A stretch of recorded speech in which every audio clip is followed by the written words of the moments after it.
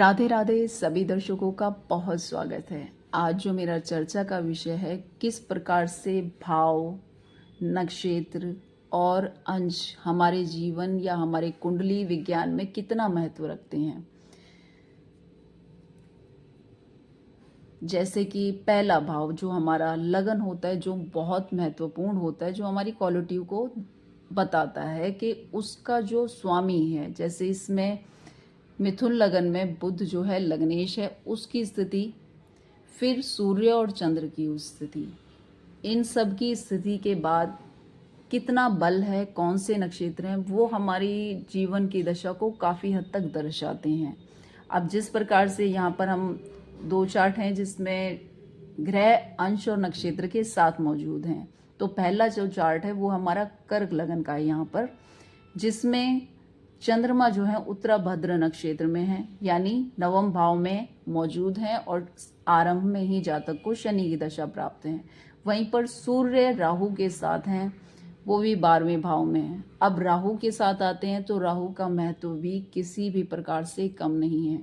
ये वो ग्रह हैं जो तकरीबन 18 महीने एक राशि में गोचर करते हैं, और वैसे भी जो राहु है हमारे इंटरेस्ट को दर्शाते हैं, हमारी दिशा, हमारे जुनून को दर्शाते हैं कि हम राहु जिस भाव में होता है उसके प्रति हमारा रुझान बना ही रहता है। अब यहाँ पर एक विशेषता और भी है कि जो राहु है वो है पुनर्वसु नक्षत्र में। राहु का पुनर्वसु नक्षत्र में होना, फिर 12वें भाव में होना और उस भाव में मिथुन राशि का होना, इस चीज़ को ही डिस्क्राइब करने की, दर्शाने की कोशिश रहेगी मेरी कि जो मिथुन राशि होती है वो काल पुरुष में तीसरे नंबर पर आती है, जो हमारे पराक्रम को दर्शाती है, हमारे भाई बहन, हमारी कम्युनिकेशन, हमारी पुरुषार्थ को कह लीजिए कि जो भी हम करेज करते हैं वो थर्ड हाउस से आता है। थर्ड हाउस से हमारी कम्युनिकेशन स्किल्स भी आती हैं। इसीलिए जो है, जो मिथुन राशि जो होती है वो अपनी कम्युनिकेशन स्किल्स के लिए बहुत जानी जाती है कि बहुत प्रभावशाली लोग होते हैं, और जब ये बोलते हैं तो उनका प्रभाव स्पष्ट रूप से देखने को मिलता है।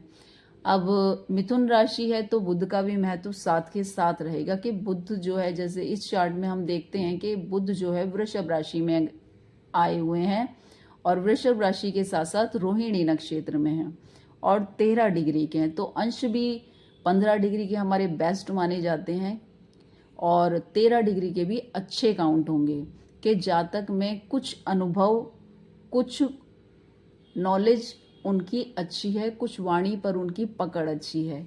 यानी कह सकते हैं रोहिणी नक्षत्र हमारा चंद्रमा का है, इमोशनली ये बातचीत को डील करने में अच्छे होंगे।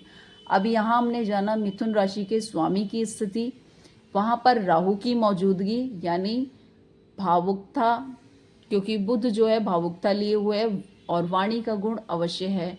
दूसरे सूर्य का यहाँ आ जाना, सूर्य का यहाँ आ जाना यानी आत्मा जो है 12वें भाव की तरफ बढ़ती है। इस कारण आप देखेंगे कि जिनके भी 12वें भाव में सूर्य होते हैं आई साइड इफेक्ट होती है, लेकिन इनकी अंतर्दृष्टि अच्छी पाई जाती है, बाकी ग्रहों के ऊपर ज़्यादा प्रभाव रहता है। अब जातक का जो रुझान है वो स्पिरिचुअली अधिक रहेगा, सूर्य का वहाँ आना। अब लेकिन यहाँ क्लैरिटी मिलेगी या नहीं मिलेगी वो राहु और गुरु डिसाइड करेंगे। एक तो राहु गुरु के नक्षत्र में है, अब गुरु भी यहाँ पर राहु के नक्षत्र में है, तो जातक को किस प्रकार का जो हमारे को स्टार्टिंग में परिस्थितियाँ मिलती हैं, हम उन परिस्थितियों में कैसे डील करते हैं। जातक में ज्ञान अवश्य है क्योंकि केतु जो है हमारे धनु राशि में है। जातक में अच्छी खासी ज्ञान की शक्ति मौजूद है जो जातक ने कभी ना कभी अर्न की है। केतु हमारे पास्ट लर्निंग को दर्शाते हैं, पास्ट एक्सपीरियंस को दर्शाते हैं। अब दूसरे चार्ट में अगर यही स्थिति हम देखें कि 8वें भाव में जा रही है मिथुन राशि और राहु वहां पर मौजूद है। यहाँ पर राहु गुरु के नक्षत्र में थे, वहीं पर राहु यहाँ राहु के ही नक्षत्र में आ रहे हैं। दोनों में डिफरेंस आ गया। जैसे कि मैंने कि राहु जो है 18 महीने एक राशि में गोचर करते हैं। अब एक राशि में 2.25 नक्षत्र होते हैं। 2.25 नक्षत्रों के भी 9 चरण होते हैं, यानी जो पूरे 18 महीने हैं वो 9 भागों में बांटे जाते हैं। 2 से 3 माह एक चरण पार करने में लगेगा। तो जातकों के बीच कुछ महीनों का ही अंतर है, जिसमें कुछ समानताएं पाई जाएंगी कि नॉलेज दोनों की अच्छी है, क्योंकि दोनों के ही जो हैं केतु जो हैं धनु राशि में हैं, लेकिन भाव अलग अलग हैं, जिसकी वजह से प्रभाव बदल जाता है। अब जातक को जो है अष्टम भाव से जुड़ी हुई चीजों के प्रति ज्यादा रुझान होगा। लगन का मालिक लगन में मौजूद है, फिर अष्टम पर दृष्टि भी रखता है।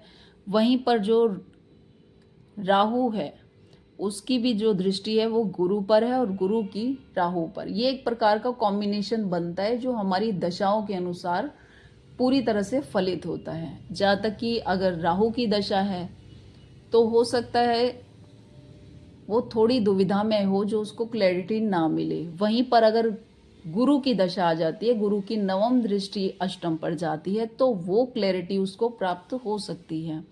तो हर भाव अपने साथ कुछ क्वालिटी लेके बैठा है। जैसे कि मिथुन राशि में तीनों ही चार्ट में मिथुन राशि का ही राहु है, यानी कम्युनिकेशन स्किल्स सबके पास है, लेकिन सब अलग अलग विषयों के बारे में बात करेंगे। पहला जातक जो कि मिथुन लगन का है वो स्वयं के बारे में अधिक बात करेगा। वहीं पर दूसरा चार्ट जो हमारा कर्क लगन का है वो स्पिरिचुअली उसकी कन्वर्सेशन अच्छी होगी। वहीं पर जो वृश्चिक लगन का चार्ट है वो जातक जो है अष्टम से जुड़े हुए ज्ञान को, जैसे कि आप ऑकल्ट्स हो गया, माइनिंग्स हो गया, रिसर्च का कोई सा भी फील्ड हो गया जिसमें उसकी पकड़ अच्छी होगी। धन्यवाद। वीडियो अच्छी लगी है तो सब्सक्राइब ज़रूर करें और कमेंट करना ना भूलें।